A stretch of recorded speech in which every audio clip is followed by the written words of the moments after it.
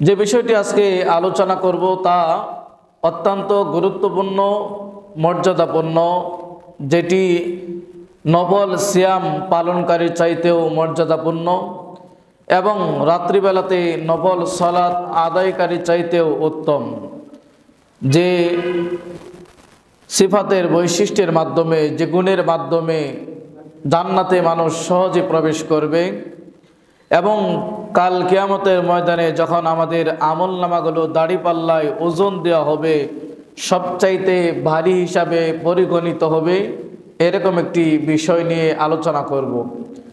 যে বিষয়টি ব্যক্তির ঊর্ধ্বে পরিচয় বহন করে। আপনি ব্যক্তি কেমন, এটার চাইতে আপনার ভিতরে সেই গুণ আছে কিনা, এটাই বহন করে, ব্যক্তির ঊর্ধ্বে বহন করে এমন একটি বিষয়, তা হচ্ছে আমাদের কাছ থেকে এটি হারিয়ে গেছে। নম্র আচার আচরণ, ভালো ব্যবহার, নম্রতা, ভদ্রতা, শালীনতা।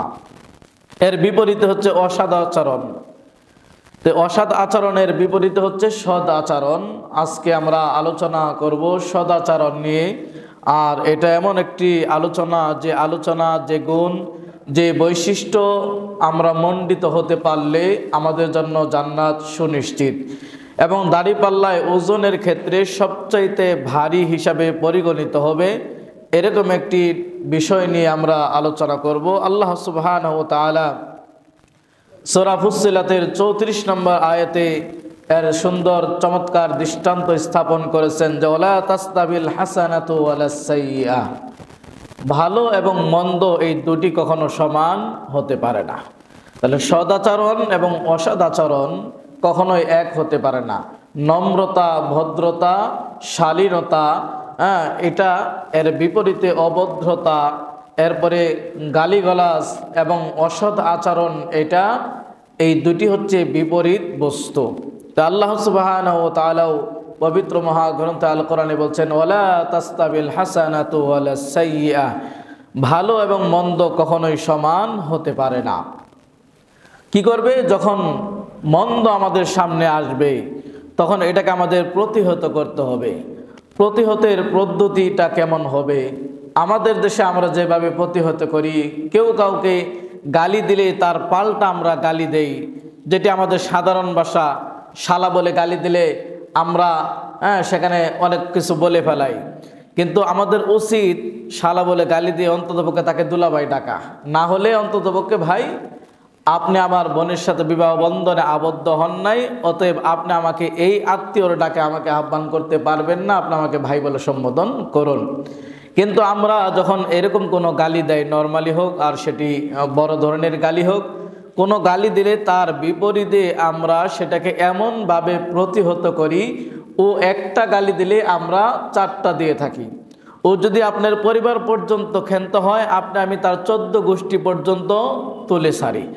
এটি প্রতিহতের পদ্ধতি নয়।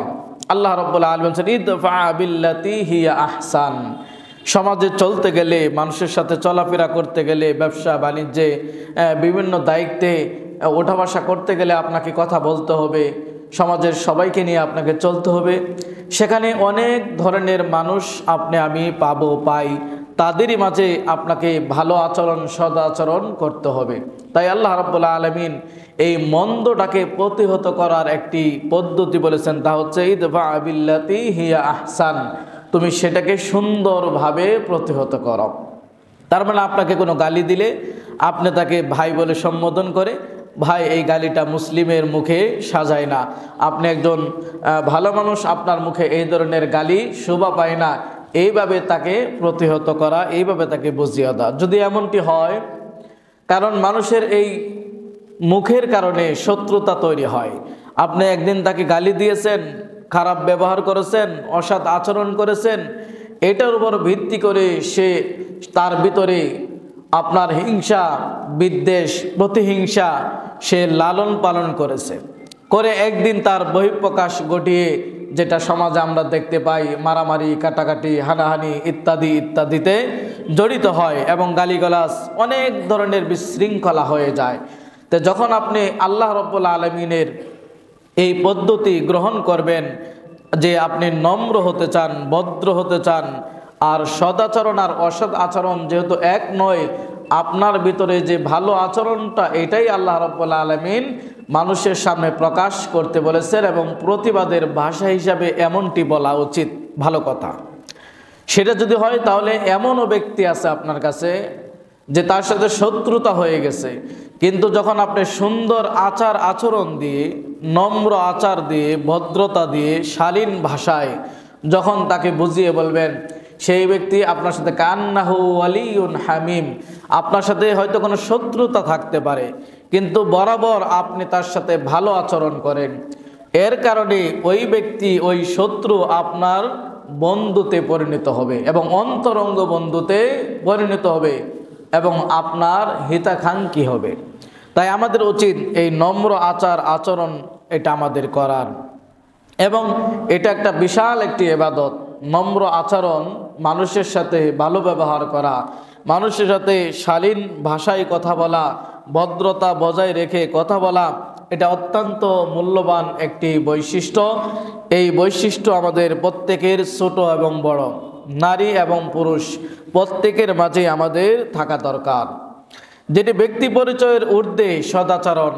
কারণ আপনি একজন ভালো ডাক্তার হতে পারেন, কিন্তু আপনার আচরণ ভালো নাও হতে পারে। আপনি একজন ভালো উকিল হতে পারেন, কিন্তু আপনার আচার আচরণ ভালো নাও হতে পারে।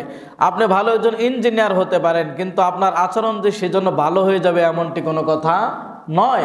আপনি একজন ভালো বক্তা হতে পারেন, সুমধুর কণ্ঠে ওয়াজ করতে পারেন, ভালো খতিব হতে পারেন, ভালো দক্ষ ইমাম হতে পারেন, কিন্তু তার কারণে যে আপনার আচরণ ভালো হয়ে যাবে এমনটি নয়। এই জন্য বলছি যে নম্র আচার আচরণ, সদাচরণ, এটা ব্যক্তি পরিচয়ের ঊর্ধ্বে একটি আচার আচরণ। কারণ আপনি একজন ভালো ধরনের নেতা হইলেই আপনি যে নম্র হয়ে যাবেন এমনটি নয়, বরং আমরা দেখি এর বিপরীত। কি আলেম ওলামা, হুজুর এবং হুজুর ছাড়াও বর্তমানে নম্র আচার আচরণ, সৎ আচরণ, এটা আমাদের মাঝ থেকে একেবারেই উঠে গেছে। যেমন দেখবেন ইউটিউবগুলোতে যদি খোলেন, তাহলে কিছু ভাই আহলে হাদিসদেরকে চিহ্নিত করে এমনভাবে নিকৃষ্ট ভাষায় গালিগালাজ করে, যা একজন দায়ী ইলাল্লাহ, যা একজন নম্র আচার আচরণের বিপরীত। আবার অনুরূপভাবে আহলে হাদিসদের মাঝে কিছু উগ্র ভাই, তারা মাযহাবীদেরকে চিহ্নিত করে এমনভাবে গালিগালাজ করে একেবারে জাহান্নাম পর্যন্ত পৌঁছিয়ে ছাড়ে। এটা উচিত নয়। কারণ আল্লাহ রাব্বুল আলামিন বিধান দিয়েছেন, উদউ ইলা সাবিলি রাব্বিকা বিল হিকমাতি ওয়াল মাউইযাতিল হাসানা, যে তুমি তোমার রবের দ্বীনের দিকে, তার দিকে আহ্বান করো এমনভাবে উত্তম আচার আচরণ দিয়ে, সুন্দর ব্যবহার দিয়ে। তাহলে আমাদের কি করতে হবে? এবং এই তাকে দাওয়াত দিতে গেলে সে তোমার বিপরীত হতে পারে, গ্রহণ করতে না পারে, পাল্টা আক্রমণ করতে পারে, পাল্টা তোমাকে অ্যাটাক করতে পারে, কথা বলতে পারে, কটাক্ষ করতে পারে। তুমি কি করবে? ওয়াজাদিলহুম বিল্লাতি হিয়া আহসান, তাদের সাথে তর্কে যেতে গেলে তাহলে সুন্দর পন্থায় তর্কে যাবে। তো এটা আমাদের আলেমদেরও পরিহার করা উচিত।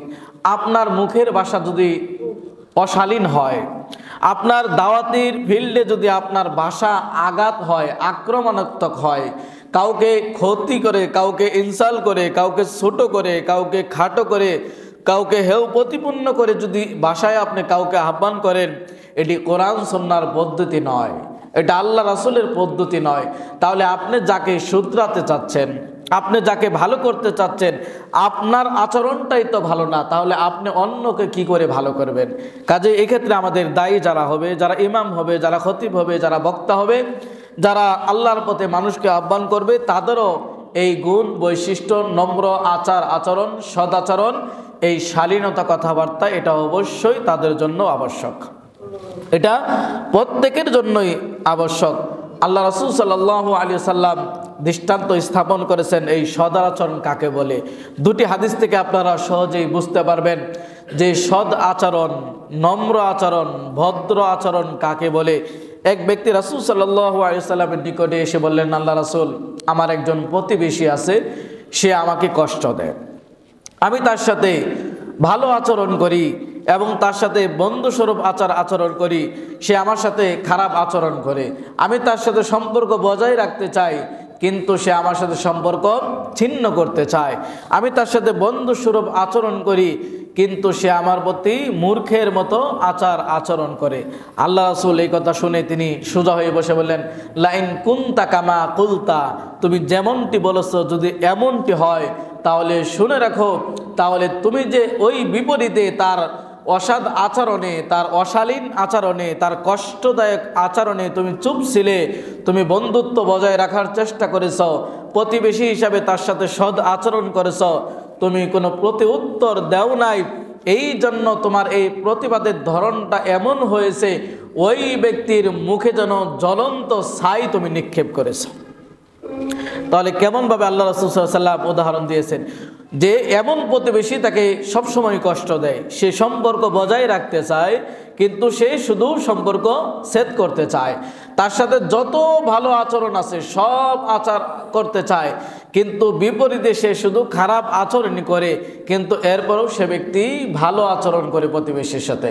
আল্লাহ রাসূল বললেন যে এমনটি যদি হয় যেমনটি তুমি বললে, তাহলে এই যে তুমি চুপ ছিলে, নরম আচরণ করেছো, সৎ আচরণ করেছো, ভদ্রতা বজায় রেখেছো, তাহলে ওই ব্যক্তির মুখে যেন তুমি জ্বলন্ত ছাই নিক্ষেপ করেছো। শুধু এমনটি নয়, বরং তুমি এই যে এমনটি যদি থাকো, তাহলে আল্লাহ সুবহানাহু ওয়া তাআলা তোমার জন্য একজন ফেরেশতাকে নিযুক্ত করে দিবেন, যে ফেরেশতা তোমার পক্ষ হয়ে প্রটেক্ট দিবে, তোমাকে সুরক্ষা দেবে, তোমার পক্ষ থেকে সে প্রতিবাদ জানাবে। তাহলে এবার আপনার বিবেকের কাছে প্রশ্ন, কারো সাথে ঝগড়া হলে, কেউ নোংরা ভাষায়, অশালীন ভাষায়, অশুদ্ধ ভাষায় গালিগালাজ করলে আপনি চুপ থাকবেন, ফেরেশতা তার পক্ষ থেকে প্রতিবাদ করবে, এটি ভালো না আপনি আমি প্রতিবাদ করবো এটা ভালো? ভালো কোনটা? ভালো হচ্ছে ওইটাই, আমি চুপ থাকবো। আল্লাহ রাব্বুল আলামিন আপনার জন্য একজন ফেরেশতা নিযুক্ত করে দিবেন, যতদিন আপনি এরকম থাকবেন ততদিন ওই ফেরেশতা আপনার পক্ষ থেকে উত্তর দিবে এবং এটাকে প্রটেক্ট করবে। তাহলে আমাদের উচিত ফেরেশতারা আপনার আমার হয়ে সেটাকে প্রতিহত করুক, মন্দ আচরণগুলো তারাই প্রতিহত করুক, আপনি নম্র আচরণকারীদের অন্তর্ভুক্ত হওয়ার চেষ্টা করবেন। একেই বলে নম্র আচরণ, সদাচরণ, একে বলেই নম্রতা, শালীনতা, ভদ্রতা, একে বলেই মানুষ কতটা বিনয়ী হতে পারে। আজকে আপনার আমার প্রতিবেশীর অবস্থা দেখুন, প্রতিবেশীরা কষ্ট দিয়ে আপনি কখনো জান্নাতে যেতে পারবেন না, প্রতিবেশীকে কষ্ট দিয়ে কোনো ব্যক্তি জান্নাতে যেতে পারবে না। হাদিস, বুখারী মুসলিমের হাদিস। প্রতিবেশী আপনার জান্নাত এবং জাহান্নামের একটা মাধ্যম মনে করতে হবে। তার সাথে যদি সৎ আচরণ করতে পারেন, তার সাথে যদি ভালো আচরণ করতে পারেন, তাহলে আপনি মনে করবেন যে আপনার ভিতরে নমনীয়তা আছে, আপনার ভিতরে ভদ্রতা আছে, আপনার ভিতরে সৎ আচরণ আছে। আপনি সৎ আচরণ করেন কিনা এটা প্রতিবেশীর কাছে জিজ্ঞাসা করলেই পাওয়া যাবে আপনার ব্যবহারটা কেমন। কারণ প্রতিবেশী আপনার একটি আয়না, ওখানে ফুটে ওঠে আপনার ব্যবহার, আপনার দৈনন্দিন চলাফেরা, কথাবার্তা, তাদের সাথে আদান প্রদান, এটাই সাক্ষী হয়ে যায় যে আপনি মানুষ ভালো না খারাপ।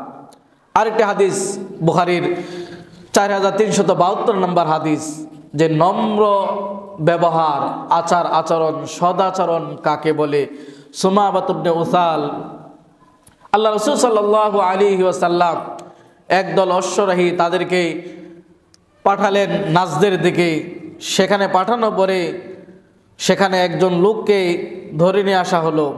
সেই লোককে ধরে নিয়ে এসে মসজিদে নববীর যে পিলারগুলো আছে খুঁটির সাথে তাকে বাঁধা হলো শক্ত করে, তাকে বেঁধে রাখা হলো। সেই লোকের নাম হলো সুমামা ইবনে উসাল। এই ব্যক্তিকে যখন এভাবে বেঁধে রাখা হলো, আল্লাহ রাসূল সাল্লাল্লাহু আলাইহি ওয়াসাল্লাম আসলেন, এসে বললেন, মা ইনদাকা ইয়া সুমামা, হে সুমামা তোমার অবস্থা কি? বেঁধে অবস্থায় আছে, জিজ্ঞাসা করছে তোমার কেমন লাগতেছে, কি অবস্থা তোমার? সুমামা তিনি উত্তর দিচ্ছেন, ইনদি খায়র, যে আমার যা দেখতেছেন ভালোই। বলছে, ইন তাকতুলনি তাকতুল যা দামিন, যদি আপনি চান আমাকে হত্যা করতে পারেন, কিন্তু হত্যার বদলা নেওয়া হবে। ওয়াইন তুনইম আলা শাকিরিন, আর যদি আপনি আমার প্রতি অনুগ্রহ করতে চান, অনুগ্রহ করেন, তাহলে সেটা একটি ব্যক্তির উপর অনুগ্রহ করা হলো। আর যদি আপনি সম্পদ চান এর বিনিময়, কোনো মাল চান এর বিনিময়, তাহলে আপনি যত ইচ্ছা চাইতে পারেন, আপনাকে দেওয়া হবে। আল্লাহ রাসূল এই অবস্থায় তাকে ছেড়ে দিলেন। ছেড়ে দেওয়ার পরে দ্বিতীয় দিন আবার রাসূল সাল্লাল্লাহু আলাইহি ওয়াসাল্লাম আবার আসলেন, এসে বললেন, এ সুমামা মা ইনদাকা, যে তোমার নিকটে কি অবস্থা। দেখুন এভাবে বেঁধে রাখার পরে আল্লাহ রাসূল জিজ্ঞাসা করতেছে যে কি অবস্থা, এটা তোমার কি অবস্থা, কেমন লাগতেছে। তখন সুমামা ইবনে উসাল বলছে, গতকালকে যা বলেছি তাই, অর্থাৎ যদি আপনি আমাকে হত্যা করতে চান হত্যা করতে পারেন, কিন্তু হত্যার বদলা নেওয়া হবে। আর যদি আপনি আমার প্রতি অনুগ্রহ করেন তাহলে অনুগ্রহ করা হবে। আর যদি আপনি এর বিনিময়ে কোনো সম্পদ অর্থকরী চান তাহলে অর্থকরী দেওয়া হবে। আল্লাহ রাসূল ছেড়ে দিলেন, কিছুই বললেন না। আবার তৃতীয় দিন আল্লাহ রাসূল সাল্লাল্লাহু আলাইহি ওয়াসাল্লাম আবার জিজ্ঞাসা করলেন, সুমামা তোমার কি খবর, কি অবস্থা। একই কথা তিনি বললেন যে গত যা বলেছি সেই একই কথা, আপনি একজন হত্যা করতে চাইলে আমাকে হত্যা করতে পারেন, কেন খুঁটির সাথে বাঁধা, তাকে হত্যা করা কোনো ব্যাপার নয়। কারণ মুসলিম তারা সৈন্যরা তারা ধরে নিয়ে এসে নাচ থেকে একদল অশ্বরে আল্লাহ রাসূল পাঠিয়েছিলেন, তারা সেখানে ধরে নিয়ে এসে তাকে বাঁধে হয়। বাঁধার পরে তৃতীয় দিন এই একই বাক্য যখন বললেন, আপনি চাইলে হত্যা করতে পারেন তবে হত্যার প্রতিশোধ নেওয়া হবে, চাইলে আপনি অনুগ্রহ করতে পারেন তাহলে একজন অনুগ্রহকারীর উপর অনুগ্রহ করলেন, চাইলে আপনি মাল সম্পদের বিনিময়ে আমাকে ছেড়ে দিতে পারেন, যত সম্পদ আপনার প্রয়োজন আপনি চাইতে পারেন, দিব। আল্লাহ রাসূল এইভাবে ছেড়ে দিলেন। তৃতীয় দিনে ছেড়ে দিয়ে আল্লাহ রাসূল বললেন, ছেড়ে দাও সুমামাকে, তোমরা বাঁধন খুলে ছেড়ে দাও, মুক্ত করে দাও। এবার যখন সুমামাকে ছেড়ে দেওয়া হলো, বাঁধন খুলে দেওয়া হলো, এই সুমামা ইবনে উসাল রাদিয়াল্লাহু আনহু তিনি তখন মসজিদে নববীর পাশেই একটি পুকুরের মতো সেখানে গেলেন, জলাশয়ে গিয়ে সেখানে গোসল করলেন। গোসল করার পরে মসজিদে নববীতে প্রবেশ করে বলছে, আশহাদু আল্লা ইলাহা ইল্লাল্লাহু ওয়া আশহাদু আন্না মুহাম্মাদান আবদুহু ওয়া রাসূলুহু। আল্লাহ রাসূল সাক্ষ্য দিলেন সুমামা যে আশহাদু আল্লা ইলাহা ইল্লাল্লাহ, আমি সাক্ষ্য দিচ্ছি সত্যিকার আল্লাহ রাব্বুল আলামিন ছাড়া কোনো উপাস্য নাই। এটাও সাক্ষ্য দিচ্ছে ও আশহাদু আন্না মুহাম্মাদান আবদুহু ওয়া রাসূলুহু, এবং এটাও সাক্ষ্য দিচ্ছি যে আপনি আল্লাহ রাব্বুল আলামিনের প্রেরিত বান্দা বা রাসূল। এই স্বীকৃতি দেওয়া মানে সুমামা ইবনে উসাল ইসলাম গ্রহণ করে নিলেন। নম্র আচরণ কাকে বলে। এবার সেই সুমামা ইবনে উসাল রাদিয়াল্লাহু আনহু তিনি আল্লাহ রাসূলকে বললেন, আল্লাহ রাসূল, আমি তো মক্কায় উমরা আদায় করার জন্য যেতেছিলাম, আপনার এই অশ্বরোহী দল তারা নাচ দিয়ে আমাকে ধরে নিয়ে এসেছে, এখন আমি কি করব আপনার মতামত জানতে চাই।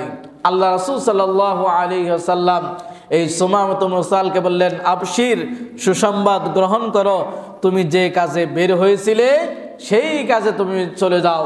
সে মক্কায় চলে গেল উমরা করার জন্য। এরপরে মক্কায় ইয়ামামা থেকে অনেক লোকের আগমন হলো, মক্কায় সেখানে অনেক কাফেরদের সাথে সাক্ষাৎ হলো।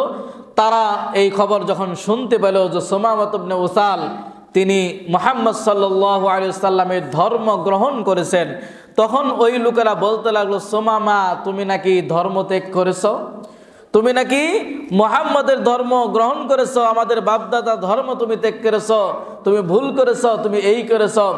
সুমামা রাদিয়াল্লাহু আনহু উত্তর দিলেন, আমি ভুল করি নাই, আমি ধর্ম ত্যাগ করি নাই, আমি মুহাম্মদ সাল্লাল্লাহু আলাইহি ওয়াসাল্লামের যে ধর্ম সেই ধর্ম আমি গ্রহণ করেছি। তার আগে আরেকটু কথা, তা হচ্ছে যখন এরকম সুমামা সাক্ষ্য দিল যে আমি সাক্ষ্য দিলাম আশহাদু আল্লা ইলাহা ইল্লাল্লাহ ও আশহাদু আন্না মুহাম্মাদান আবদুহু ওয়া রাসূলুহু, এরপরে আল্লাহ রাসূলকে সুমামা ইবনে উসাল বলছে, আল্লাহ রাসূল, পৃথিবীতে আপনার চেহারার চাইতে নিকৃষ্ট ঘৃণিত চেহারা আমার কাছে দ্বিতীয় আরেকটি ছিল না, কিন্তু এখন এই মুহূর্তে ইসলাম গ্রহণ করার পরে আপনার চাইতে প্রিয় চেহারা আর পৃথিবীতে কারোটা নয়। ইসলাম গ্রহণ করার পূর্বে এই দিন আমার কাছে সবচাইতে নিকৃষ্ট ছিল, সবচাইতে ঘৃণিত ছিল ইসলাম ধর্মটা। আজকে যখন ইসলাম গ্রহণ করেছি, পৃথিবীতে যত ধর্ম আছে সবচাইতে উৎকৃষ্ট, সবচাইতে সম্মানিত, সবচাইতে ভালো ধর্ম হিসাবে এখন আমি সুমামার কাছে হচ্ছে ইসলাম ধর্ম। এবং পৃথিবীতে সবচাইতে ঘৃণিত রাষ্ট্র দেশ হিসাবে ছিল আপনার এই মদিনা, আপনার এই দেশ, কিন্তু এখন সবচাইতে শ্রেষ্ঠ, সবচাইতে ভালো, সবচাইতে পছন্দনীয় দেশ হচ্ছে এটাই আমার নিকটে, এই মসজিদে নববী এবং এই মদিনাতুল মুনাওয়ারা। এইভাবে যখন তারপরে তিনি মক্কায় উমরা করার জন্য গেলেন, এবং সেখানে তাদের সাথে কথোপকথন হলো যে তুমি বাপদাদা ধর্ম ত্যাগ করেছ। তিনি বললেন, না, আমি মুহাম্মদের ধর্ম কি করেছি, গ্রহণ করেছি, ইসলাম ধর্ম গ্রহণ করেছি। এবং সাথে এটাও স্মরণ করিয়ে দিলেন, শুনে রাখো, ইয়ামামা থেকে একটি গমের দানাও মুহাম্মদ সাল্লাল্লাহু আলাইহি ওয়াসাল্লামের অনুমতিক্রমে যদি তোমরা আনার চেষ্টা করো, মক্কা নগরীতে যদি এগুলো ঢোকানোর প্রবেশের চেষ্টা করো, আমি সুমামা ইবনে উসাল আমার এই খোলা তরবারি দিয়ে তোমাদের গর্দান উড়িয়ে দিব। নম্র ব্যবহারের প্রতিদান কেমন দেখেন। আল্লাহ রাসূল এই সুমামা ইবনে উসালকে বাধা অবস্থায় মসজিদে নববীতে 1 দিন 2 দিন 3 দিন পেয়েছেন। তিনি একটু ইশারা দিলেই সাহাবীরা তাকে কি করত, হত্যা করতে পারত। এবং একেবারে সহজ ছিল তাকে হত্যা করা, রাসূলের একটা ইশারাই যথেষ্ট ছিল। কিন্তু রাসূল সাল্লাল্লাহু আলাইহি সাল্লাম তাকে এই একই প্রশ্ন করলেন, তিনি বুঝতে পারলেন।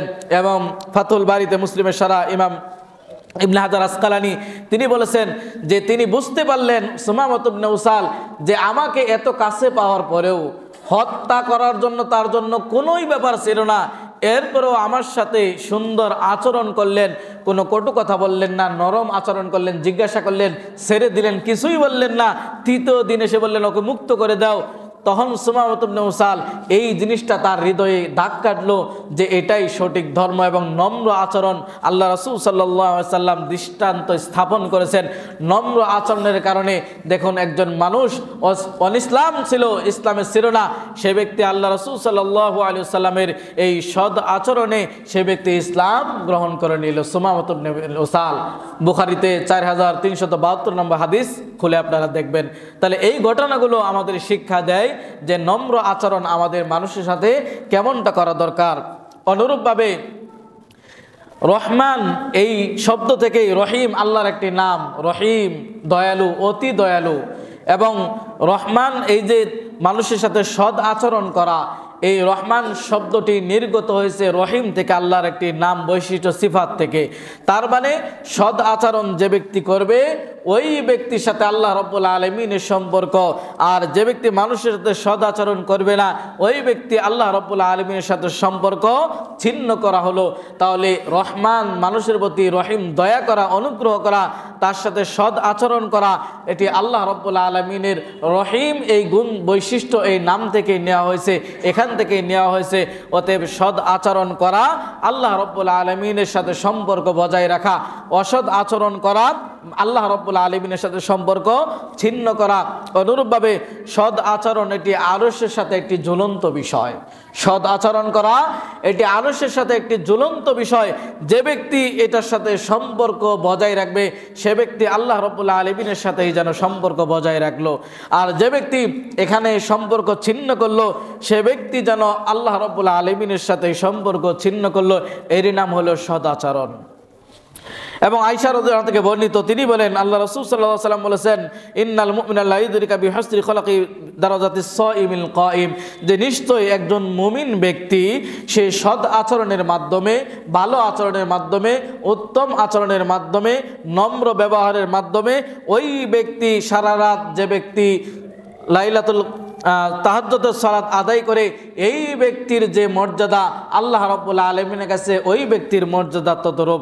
অনুরূপভাবে একজন ব্যক্তি এই নম্র আচরণের মাধ্যমে, সৎ আচরণের মাধ্যমে, অনুরূপভাবে যে ব্যক্তি নফল সিয়াম পালন করে যে মর্যাদা, এই ব্যক্তি সৎ আচরণের মাধ্যমেই সেই মর্যাদা পাবে। সুবহানাল্লাহ। তাহলে সৎ আচরণ একটা আশ্চর্যজনক ইবাদত। সৎ আচরণ আল্লাহ রাব্বুল আলামিনের জান্নাতকে আপনাকে অবধারিত করে দেয়। সৎ আচরণ আপনার জান্নাতকে ঠিক রাখে। এক ব্যক্তি সারা রাত নফল সালাত আদায় করে যে পরিমাণ মর্যাদা লাভ করবে, আপনি মানুষের সাথে সৎ আচরণ করে সেই পরিমাণ সওয়াব আপনি লাভ করতে পারবেন, মর্যাদা ভূষিত হতে পারবেন। একজন ব্যক্তি যেরকমভাবে নফল সিয়াম পালনের মাধ্যমে আল্লাহ রাব্বুল আলামিনকে সন্তুষ্টি করতে পারে, কারণ সিয়ামের চাইতে পাওয়ারফুল ইবাদত, যে ইবাদতের ঘোষণা আল্লাহ রাব্বুল আলামিন আমি নিজ হাতে দিব, এটার চাইতেও মর্যাদাপূর্ণ যেটি, সেটি হচ্ছে মানুষের সাথে সৎ আচরণ, মানুষের সাথে ভালো ব্যবহার, মানুষের সাথে নম্র আচরণ। হাদিসটি আবু দাউদে পাবেন। অনুরূপভাবে জারির বিন আব্দুল্লাহ থেকে বর্ণিত, তিনি বলেন আল্লাহ রাসূল সাল্লাল্লাহু আলাইহি ওয়াসাল্লাম বলেছেন যে আল্লাহ রাব্বুল আলামিন যে ব্যক্তিকে এই নম্র আচরণ থেকে মাহরুম করা হলো, তাকে সে যেন সকল কল্যাণ থেকে বঞ্চিত হলো। যার ভিতরে সৎ আচরণ নেই সে ব্যক্তি যেন সকল কল্যাণ থেকে বঞ্চিত। তাহলে যে ব্যক্তিকে সৎ আচরণ থেকে মাহরুম করা হলো, বঞ্চিত করা হলো, সে ব্যক্তি যেন দুনিয়ার সকল কল্যাণ থেকে বঞ্চিত হলো। এবার আপনার বিবেকের কাছে প্রশ্ন, আপনি আমি যে কল্যাণ খুঁজি, আল্লাহর কল্যাণ তো নিহিত হচ্ছে সৎ আচরণে, কিন্তু আপনার আচার আচরণ তো কুকুরের মতো। কুকুরকে যখন আপনি আমি বোঝা ঠেলে দেই তখনও ঘেউ ঘেউ করে, যখন বোঝা নাও থাকে তখনও ঘেউ ঘেউ করে। ওর স্বভাবই হচ্ছে ঘেউ ঘেউ করা। ওকে মারলেও ঘেউ ঘেউ করবে, ওকে বোঝা দিলেও ঘেউ ঘেউ করবে, এবং ওর প্রতি বোঝা না চাপিয়ে দিলেও ঘেউ ঘেউ করবে। এটা হচ্ছে কুকুরের স্বভাব। কিন্তু আপনার আমার আচার আচরণ এরকম কুকুরের মতো যেন না হয়। কারণ আপনার ভিতর যদি সৎ আচরণ না থাকে, দয়া যদি না থাকে, অনুগ্রহ যদি না থাকে, মানুষের প্রতি যদি ভালোবাসা না থাকে, তাহলে আপনি সকল কল্যাণ থেকে বঞ্চিত হবেন। তা যদি কল্যাণ পেতে চায় তাহলে মানুষের সাথে উত্তম আচরণ করতে হবে, মানুষের সাথে মানুষের মতো আচার আচরণ করতে হবে। মানুষের সাথে কুকুর বিড়ালের মতো আচার আচরণ করা যাবে না, প্রাণীদের মতো আচার আচরণ করা যাবে না। মানুষের সাথে মানুষের মতোই আচার আচরণ করতে হবে। অনুরূপভাবে বিশিষ্ট সাহাবী আবু হুরায়রা রাদিয়াল্লাহু থেকে বর্ণিত, তিনি বলেন আল্লাহ রাসূল সাল্লাল্লাহু আলাইহি ওয়াসাল্লাম আকমালুল মুমিনিনা ঈমানান আহসানুহুম খুলুকা, যে ঈমানের দিক থেকে সবচাইতে পরিপূর্ণ ওই ব্যক্তি যে ব্যক্তি চরিত্রের দিক থেকে উত্তম, যার ভিতরে নম্র আচার আচরণ রয়েছে, যার চরিত্র ভালো রয়েছে। ওয়া খিয়ারুকুম লিনিসাইহিম, এবং যে ব্যক্তি তার স্ত্রীদের নিকটে উত্তম সে ব্যক্তি সবার কাছে উত্তম। তাহলে আপনার পরিবারের কাছে আপনাকে আগে উত্তম হতে হবে, তবেই আপনি উত্তম হতে পারবেন। এবং কাল কিয়ামতের ময়দানে আল্লাহ সুবহানাহু ওয়া তাআলা মানুষের যে ইবাদতগুলো, যে নেকিগুলো ওজন দেবেন দাড়িপাল্লায়, সবচাইতে ভারী হবে যেটি, তার নাম হচ্ছে সৎ আচরণ, তার নাম হচ্ছে নম্র ব্যবহার, মানুষের সাথে ভালো আচরণ। আরও একটি জিনিস সেটি হচ্ছে যে সবচাইতে মিজানে পাল্লায় ভারী হবে, তার নাম হচ্ছে কালিমাতানি হাবিবাতানি ইলার রহমান খফিফাতানি আলাল লিসান সাকিলাতানি ফিল মিজান সুবহানাল্লাহি ওয়া বিহামদিহি সুবহানাল্লাহিল আযীম। এই দুটি জিনিস আল্লাহ রাব্বুল আলামিনের দাড়িপাল্লায় যখন ওজন দিয়ে মাপা হবে, তখন দাড়িপাল্লার দিকটা ভারী হবে, সওয়াবের দিকটা ভারী হবে, আপনার পক্ষের দিকটা ভারী হবে। তা হচ্ছে দুটি জিনিস। এক, মানুষের সাথে নম্র আচার আচরণ করা, ভদ্র আচরণ করার চেষ্টা করি। এবার আসুন, এই সৎ আচরণ কার সাথে করবেন, কারা বেশি হকদার, কাদের সাথে এই নম্র আচার আচরণ করতে হবে? আল্লাহ রাসূল সাল্লাল্লাহু আলাইহি ওয়াসাল্লাম ক্বালা রাসূলুল্লাহ সাল্লাল্লাহু আলাইহি ওয়াসাল্লাম খায়রুকুম লিআহলিহি ওয়া আনা খায়রুকুম লিআহলি, তোমাদের মাঝে ওই ব্যক্তি উত্তম যে ব্যক্তি তার পরিবারে উত্তম, আর আমি মুহাম্মদুর রাসূলুল্লাহ সাল্লাল্লাহু আলাইহি ওয়াসাল্লাম আমার পরিবারে উত্তম। এখন যদি আমাদের পুরুষদেরকে প্রশ্ন করা হয় আপনার পরিবারে উত্তম কিনা, আপনি নিজেকে প্রশ্ন করুন, কয়জন উত্তর দিতে পারবেন যে আপনার পরিবারে আপনি উত্তম? স্ত্রীদের কাছ থেকে খবর নিলে বোঝা যাবে আপনার চরিত্রের অবস্থা। কিছু হলেই মার, কিছু হলেই বকা, কিছু হলেই বাপের বাড়ি চলে যা, কিছু হলেই এত খাওয়াই এত পড়াই, বান্দিগিরি করার জন্য, এই জন্যই তো এত কথা কেন না। তাহলে আমরা পুরুষরা কেমন, এটার যদি সার্টিফিকেট নিতে যাই তাহলে স্ত্রীদের কাছ থেকেই বোঝা যাবে। স্ত্রী যদি আপনার পক্ষে কথা বলে তাহলে আপনি ঠিক আছেন, আর স্ত্রী যদি বলে যে এইরকম বেটার কাছে পড়েছি, এরকম লোকের কাছে পড়া বিবাহ ছাড়াই ভালো, তাহলে বোঝা যাচ্ছে আপনার জীবনটা ভালো নয়, আপনার চরিত্রটা ভালো নয়, আপনার ব্যবহারের ভিতরে নমনীয়তা বলতে কোনো কিছুই নেই। তাহলে আপনার পরিবারে আপনি যদি উত্তম হতে পারেন তাহলে আপনি উত্তম হতে পারবেন সমাজের কাছে। আপনি যখন ভালো একজন ছেলে হবেন তখন আপনি একজন ভালো বাবা হতে পারবেন। যখন আপনি একজন ভালো ছেলে হবেন, ভালো একজন ভাই হতে পারবেন। যখন আপনি ভালো একজন ছেলে হবেন, ভালো একজন স্বামী হতে পারবেন। আপনি যখন ভালো একজন ছেলে হবেন, ভালো একজন সমাজপতি হতে পারবেন। আপনি যখন ভালো একজন ছেলে হবেন তখন ভালো একজন দেশের নেতা হতে পারবেন। আপনি যখন ভালো একজন ছেলে হবেন সমাজের একজন ভালো মানুষ হতে পারবেন। অতএব আপনাকে আমাকে আগে ভালো হতে হবে। যদি আপনি আমি আগে ভালো হই তাহলে আপনার আমার পরিবার ভালো হবে। যদি আপনি আমি বাবা হিসাবে, ছেলে হিসাবে যদি আমি ভালো হই তাহলে আমি ভালো বাবা হতে পারবো। ছেলে হিসাবে যদি আমি ভালো হই তাহলে ভালো আমার স্বামী হতে পারবো। ছেলে হিসাবে যদি আমি ভালো ছেলে হতে পারি, নম্র ভদ্রতা যদি থাকে, তাহলে আমি এই সমাজের নেতৃত্ব দিতে পারবো। আর সকলেই যখন এরকম ভালো হবে, সমাজটা অনেক সুন্দর হবে। অনুরূপভাবে আপনি একজন ভালো মেয়ে তখনই হতে পারবেন, আপনি একজন মেয়ে, আপনার ভিতরেও এই নমনীয়তা ভদ্রতা থাকতে হবে। কিছু হলেই স্বামীকে ওই রুটির মতো শুধু তাওয়ার উপরে রাখবেন আর মাঝে মধ্যে উল্টাবেন, এমনটি যেন আমার মা বোনদের ভিতরে না হয়। এটা যেরকম পুরুষদের ভিতরে সমস্যা, এই সমস্যাটা আবার মা বোনদের ভিতরে। কিছু পুরুষ আছে তার স্ত্রীকে রুটি তাওয়ার মতো উপরে রাখে, মাঝে মধ্যে উল্টাই দেয়। আবার কিছু মা বোনেরা আছে স্বামীকে এমনভাবে গরম রাখে, মানে এই করতে হবে ওই করতে হবে, বাড়ি থেকে কোনো শান্তি নাই, ওই তাওয়ার মতো রুটির মতো রাখে, মাঝে মধ্যে শুধু উল্টিয়ে দেয়। আবার কিছু মা বোনেরা শাশুড়িকে এমনভাবে রাখে, এমনভাবে তাকে মানে মানসিক নির্যাতন করার চেষ্টা করে। ঠিক ততরূপ শাশুড়ি আবার এমন আছে পুতের বউকে এমনভাবে নির্যাতন করে। এই সবগুলো হলো হারাম। আপনার ভিতরে নম্রতা থাকতে হবে, আপনার ভিতরে ভালো দিক থাকতে হবে। আপনি মুসলিম, আপনি রাসূল সাল্লাল্লাহু আলাইহি ওয়াসাল্লামের আদর্শ বাহির থেকে ভিতর দেখা যায়, ভিতর থেকে বাহির দেখা যায়। এই সুন্দর জান্নাত অপেক্ষা করছে কার জন্য জানেন? যাদের ভিতরে এই নমনীয়তা, এই নম্রতা, ভদ্রতা, এই সৎ আচরণ আছে। তাহলে জান্নাত এমন একটি জান্নাত যেটা বাহির থেকে দেখা যায়, আবার ভিতর থেকে বাহির দেখা যায়।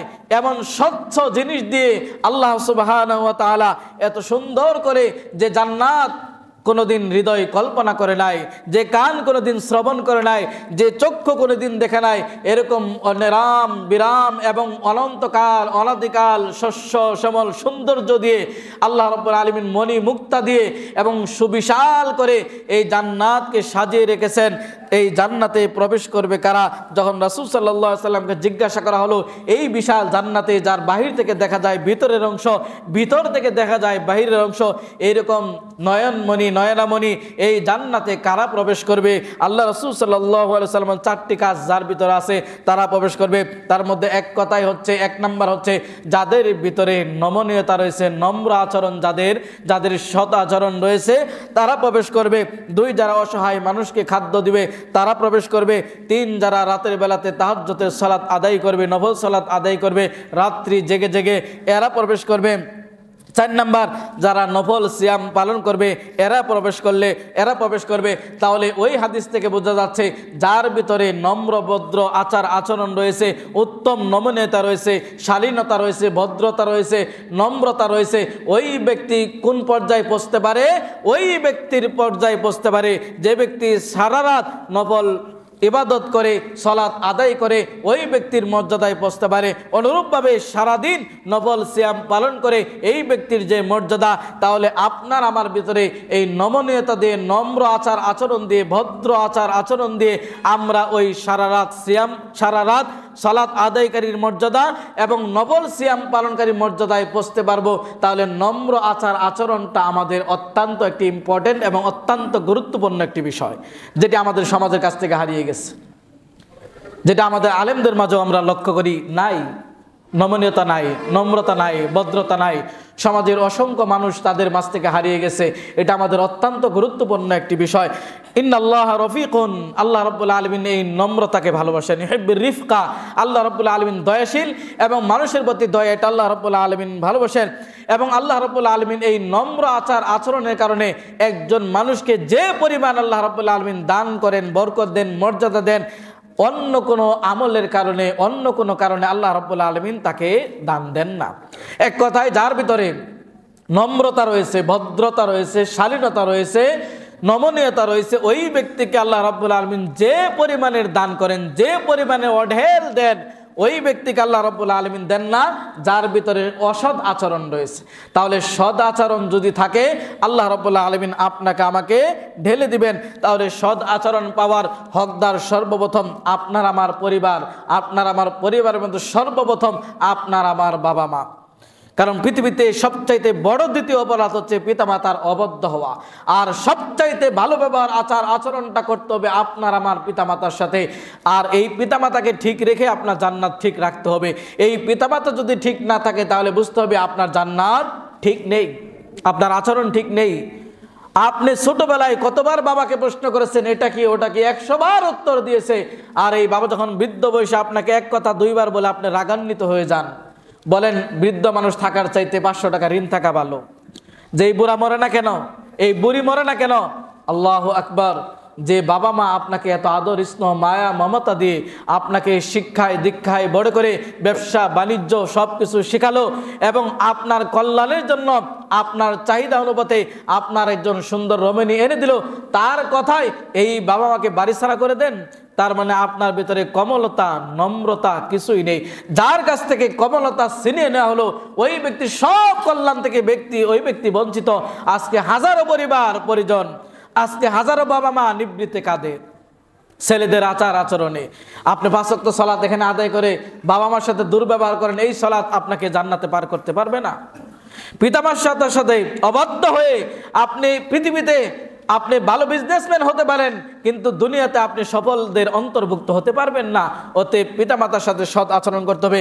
এটা হচ্ছে নম্রতা, সৎ আচরণ সবচাইতে গুরুত্বপূর্ণ জায়গা এবং সবচাইতে প্রথম জায়গা হচ্ছে এইটি। এই জায়গায় আপনাকে সকলকে সৎ আচরণ করতে হবে। দ্বিতীয় নাম্বার হচ্ছে প্রতিবেশীর সাথে সৎ আচরণ করতে হবে, কারণ প্রতিবেশীকে কষ্ট দিয়ে জান্নাতে যেতে পারবেন না। আর যে ব্যক্তি পরকালের প্রতি বিশ্বাস করে, আল্লাহর প্রতি বিশ্বাস রাখে, ওই ব্যক্তির উচিত প্রতিবেশীর প্রতি যত্নবান হওয়া, প্রতিবেশীর প্রতি গুরুত্ব দেওয়া, প্রতিবেশীকে সম্মান করা।